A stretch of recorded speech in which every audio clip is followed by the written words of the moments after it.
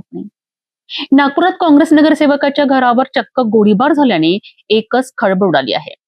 वाठोडा परिसरातील स्वामीनारायण मंदिर परिसरात रात्रीच्या सुमारास दुचाकीवरून आलेल्या दोन हल्लेखोरांनी काँग्रेस नगरसेवक शुभम मोटघरे यांच्या घराला लक्ष्य करत गोळ्या झाडल्यात आणि त्यानंतर घटनास्थळावरून पसार झालेत. धक्कादायक म्हणजे गोळीबाराची ही संपूर्ण घटना सीसीटीव्ही कॅमेऱ्यात कैद झाली आहे. सुदैवाने या हल्ल्यात कोणालाही दुखापत झाली नाही. नागपुरातील वाठोडा परिसरात एक मोठी आणि खळबळजनक बातमी समोर आली आहे. काँग्रेस नगरसेवक शुभम मोटघरे यांच्या घरावर रात्रीच्या सुमारास गोळीबार करण्यात आला.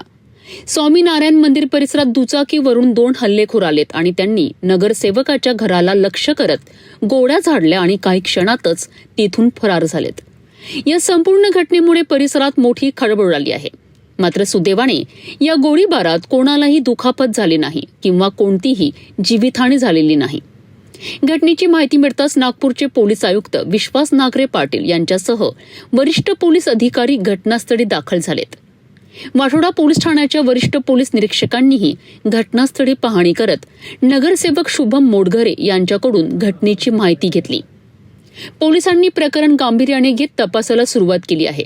घटनास्थळावरील सीसीटीव्ही फुटेज पोलिसांच्या हाती लागले असून त्यामध्ये दुचाकीवरून आलेले दोन्ही संशयित स्पष्टपणे दिसत असल्याची माहिती आहे.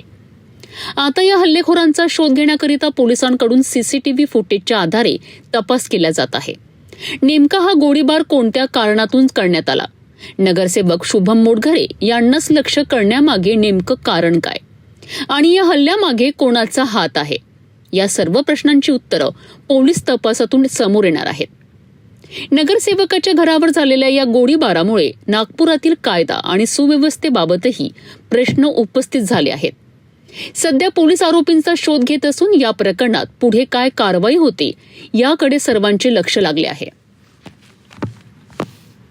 या पद्धतीने तुमच्यावर जीवघेणा हल्ला झाला. अवघ्या काही क्षणापूर्वीच तुम्ही खरं तर गॅलरीतून बाहेर पडला होता आणि अशा सगळ्या परिस्थितीचा हा हल्ला झाला. तुमची चिमुकली त्याच वेळेस त्या दारात उभी होती की तो क्षण माझ्या डोळ्यासमोर आला की खरंच म्हणजे जे म्हणता येईल की जेव्हा मरणासमोर आलं, ठीक आहे आपलं जर मरण असतं तर भाग वेगळा असतं, पण जे माझी लहान चिमुकली ती छोटीशी 5 वर्षाची जर चुकून तिला जर गोळी लागली असती तर तुम्ही विचार करा तो प्रकार किती म्हणजे चुकीचा घडला असता.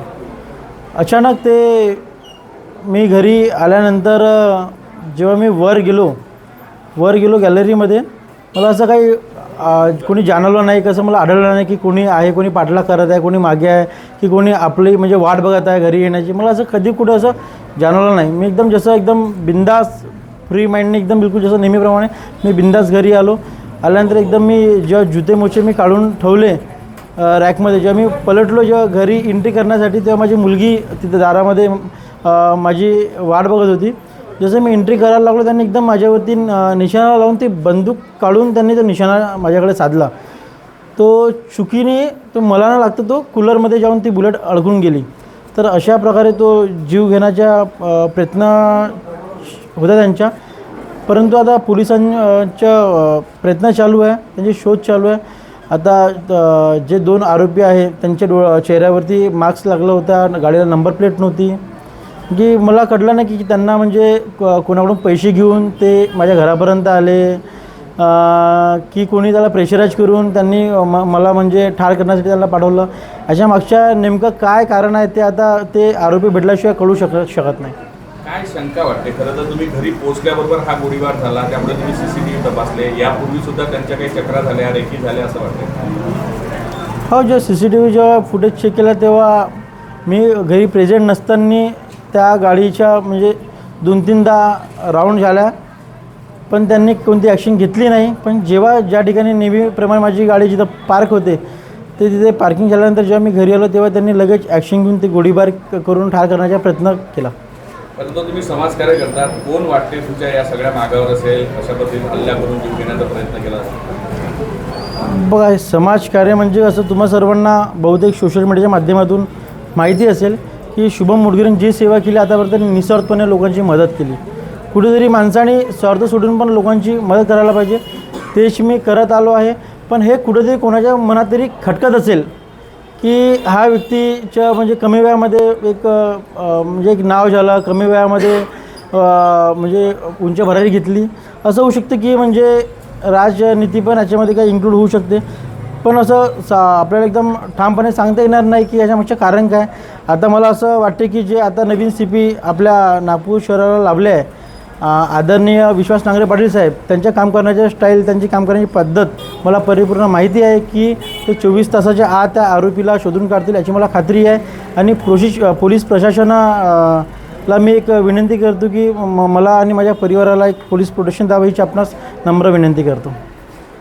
नागपुरात नगरसेवकाच्या घरावर झालेल्या या गोळीबाराने राजकीय आणि पोलीस वर्तुळातही खळबळ उडाली आहे. सीसीटीव्ही फुटेजच्या आधारे पोलिसांकडनं हल्लेखोरांचा शोध सुरू आहे. या गोळीबारामागचं नेमकं कारण आणि हल्लेखोर कोण याचा उलगडा तपासानंतरच होणार आहे.